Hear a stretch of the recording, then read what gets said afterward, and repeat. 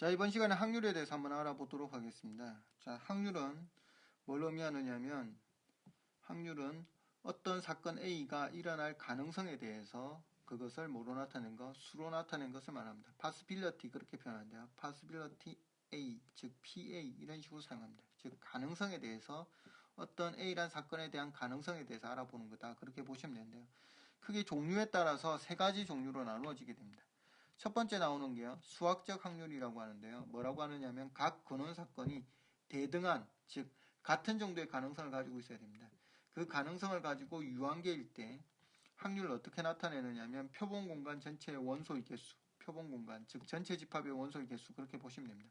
그거분의 특정한 A란 사건이 원소의 개수를 찾으면 그걸 뭐라고 한다? 우리의 확률이라고 한다. 즉 NS, S가 표본 공간을 의미합니다. 자, 그리고 NA, A 사건의 경우의 수를 찾는다. 원소의 개수를 찾아서 해결하면 된다. 이런 뜻이 되는데요.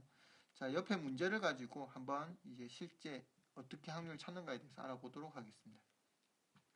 자, 옆에 주사위를 보시면요. 각 면이 뭐로 이루어져 있느냐면 이런 식으로 주어져 있는 상태입니다. 지금 현재 각 면에 A, A, A, B, B, C가 적혀 있습니다. 그때 표본 공간을 먼저 나타내어 보면 확률을 구하기 전에 어떻게 나타낼 수 있느냐면 이렇게 나타낼 수 있겠죠. 우리가 배운 바에 따르면 이렇게 쓸 수 있을 건데요. S는 집합에서는 중복되는 것을 무시하게 되니까 이렇게 표현합니다. A, B, C 이렇게 표현할 수가 있습니다. 자, 그러고 나면 어떻게 할 수 있느냐면 이렇게 표현할 수 있죠.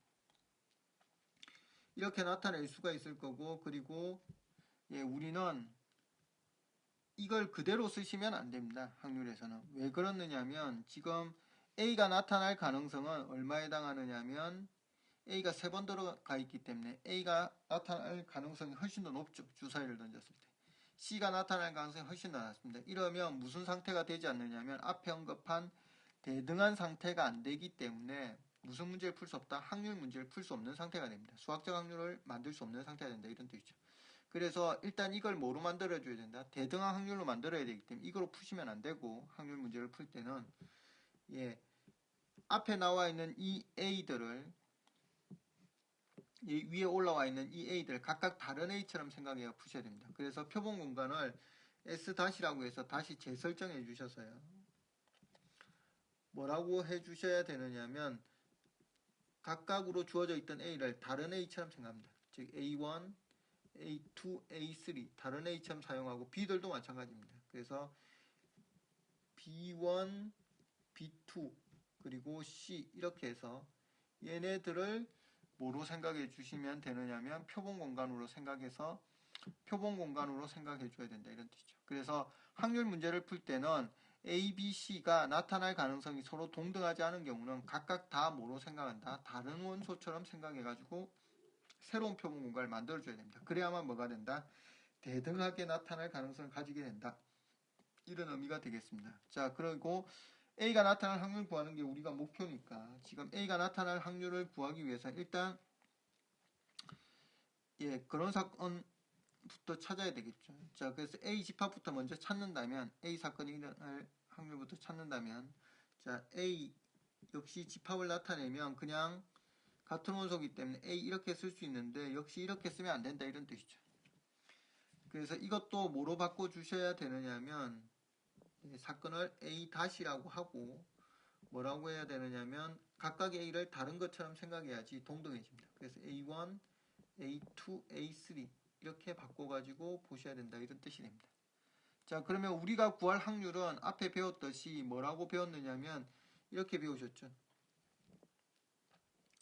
전체 사건의 원소의 개수인데 여기선 n에 s라고 쓰면 안 되고 s 다시 그리고 n a 다시 이래가지고 풀어야 된다 이런 뜻이죠. 그래야만 대등한 정도로 기대할 수 있기 때문에 그렇습니다. 자, 그래서 전체 가지수 6개 분의 뭐가 되더라? 3가지라서 우리가 구하는 확률은 얼마에 해당한다? 2분의 1로 나오게 된다. 이런 뜻이 되겠습니다. 그래서 구하는 답은 2분의 1 이렇게 된다는 뜻이 되겠습니다. 자, 일단 공간이 좀 부족하니까 다음 문제 풀 때 줄여놓고 가도록 하겠습니다. 이 부분. 부분을.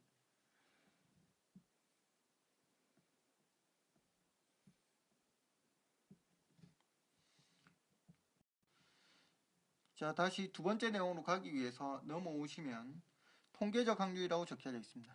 현실에서는 이렇게 대등한 가능성, 즉 앞에 수학적 확률에서 배웠던 대등한 가능성 여부를 판단하는 게 생각보다 쉽지 않습니다. 자, 그래서 어떻게 하느냐면 각 근원 사건의 대등성을 실제 거의 대부분 사건은 알 수 없는 경우가 많습니다. 주사위나 동전 던지는 것처럼 몇몇 확실한 사건들은 알아낼 수 있지만 거의 대부분은 알 수 없는 경우가 많죠. 이런 경우는 우리가 뭘 가지고 찾느냐면 경험적 확률을 통해서, 즉 비율을 이용해서 확률을 찾는데요. 그걸 뭐라고 하느냐면 통계적 확률이다, 그렇게 표현합니다. 자, 그래서 수학적 확률을 직접 찾을 수 없는 상태이기 때문에 우리는 뭘 하느냐면 직접 해보겠다, 이런 뜻이죠. 그래서 시행 횟수분에 어떤 A란 사건이 실제 일어난 횟수를 찾아가지고 구하는 방법을 통계적 확률이라고 합니다. 그래서 n분의 r의 n, 실제 시행 횟수, 그리고 우리가 원하는 사건이 일어난 횟수다, 그렇게 보시면 됩니다. 자, 그래서 이게 같은 경우가 발생할 수 있는데요. 수학적 확률과 PA는 수학적 확률 의미하고요. n분의 r에는 통계적 확률을 의미합니다. 그런데 횟수가 무한히 증가되면 뭐가 되느냐 하면 수학적 확률과 통계적 확률은 거의 일치하게 됩니다. 주사위 같은 경우를 가지고 계속 반복해서 던지다 보면 이제 1의 눈이 나올 확률이 서로 통계적 확률도 뭐에 육박하게 되느냐 하면 6분의 1에 육박하게 되더라, 이런 뜻이 된다는 의미로 생각하시면 됩니다. 그래서 통계적 확률을 무한히 반복하게 되면 뭐가 된다? 수학적 확률이 된다. 이 내용이 이제 여기 나와 있는 내용이다, 그렇게 보시면 되겠습니다. 자, 그럼 역시 예제 문제를 가지고 실제 하나 풀어보도록 하겠습니다. 비교적 쉬운데요. 자, 보시면 이렇게 되어 있습니다. 주사위를 한번 던지는 시행에서 1의 눈이 나올 확률을 구해보자 그랬는데요. 전체 나올 수 있는 근원 사건은 1부터 6까지 가능하니까 6가지가 되고 1의 눈이 나오는 거는 몇 가지가 가능하겠습니까? 한 가지 가능하겠죠. 그래서 얘는 바로 써버리면 뭐라고 표현할 수 있느냐면 이렇게 나온다, 이런 뜻이죠.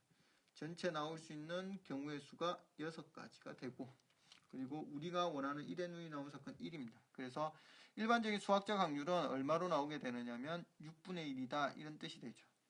자, 이런 방법을 사용하지 않고 직접 실행을 해가지고 한 경우 한번 보도록 하겠습니다. 두 번째 내용인데요. 100번을 던져서 24번 1의 눈이 나올 때 1의 눈이 나올 확률은, 이건 뭘 뜻한다?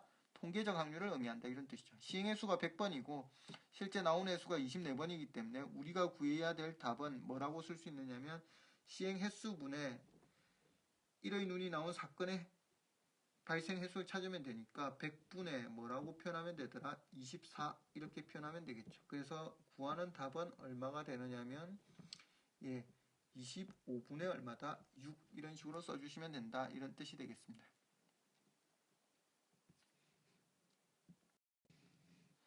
자, 다음으로 세 번째 나오는 확률이 뭐냐 하면 옆으로 와서 보시면 기하학적 확률이라고 할 수 있습니다. 기하학적 확률이란 건 어떤 거냐면 도형에서 나오는 확률인데요.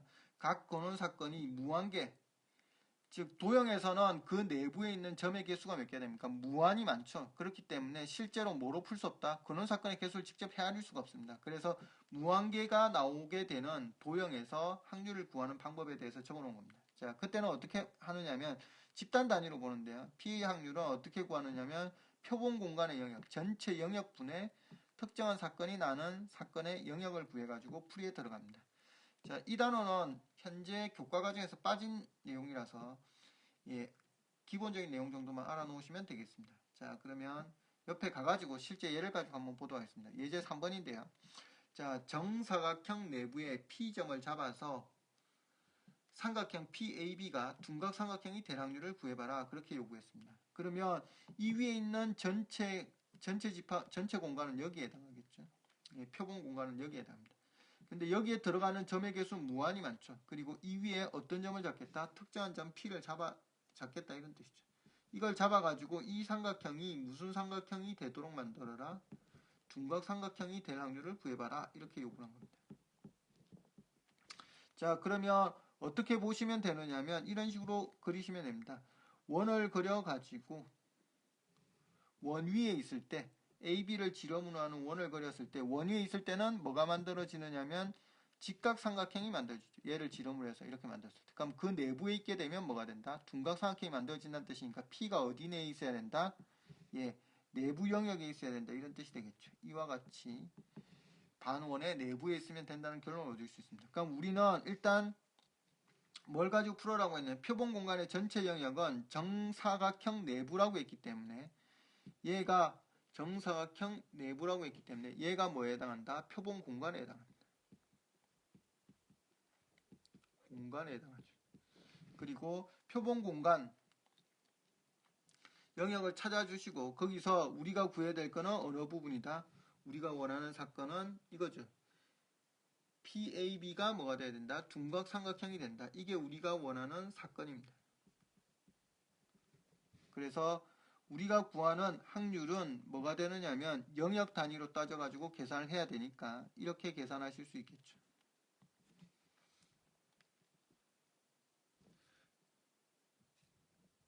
사각형 ABCD 다시 가도록 하겠습니다. 자, 이렇게 해주시면 됩니다. 사각형 ABCD의 영역 찾아주시고 그 영역분에 뭐 해주시면 된다? 예.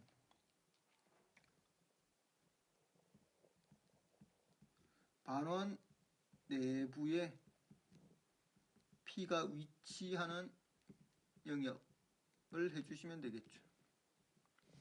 자, 반원 내부에 P 위치하는 영역을 잡아주시면 됩니다. 자, 그러면 결론적으로 우리가 구하는 답은 뭐가 되느냐면 한 변의 길이를 뭐라고 잡을까요? 예, 여기서 한 변의 길이를 우리가 뭐 A라고 잡았다라고 치도록 하겠습니다. 자, 그러면 뭐가 되느냐면 넓이는 A 제곱이 될 거고 그 다음에 반원은 지금 얘는 옆으로 오시면 반원 내부에 있으면 되니까 반지름의 길이가 얼마입니까? 2분의 A에 해당하죠. 그래서 넓이는 예, 얼마에 해당하느냐면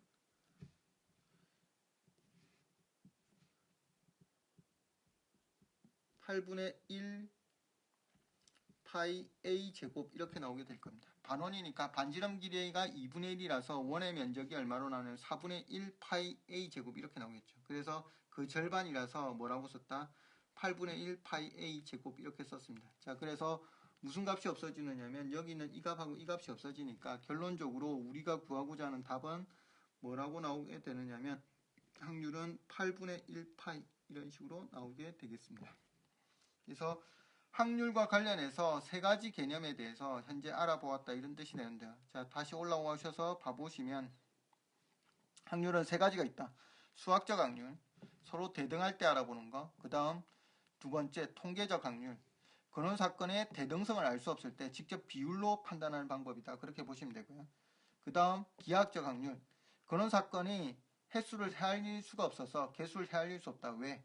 무한이 많기 때문에 그때 영역 단위로 따져가지고 풀이할 때 사용한다. 그래서 세 가지 수학적 확률, 통계적 확률, 기하학적 확률인데요. 당연히 제일 많이 나오는 거는 수학적 확률이다. 그렇게 보시면 되겠습니다.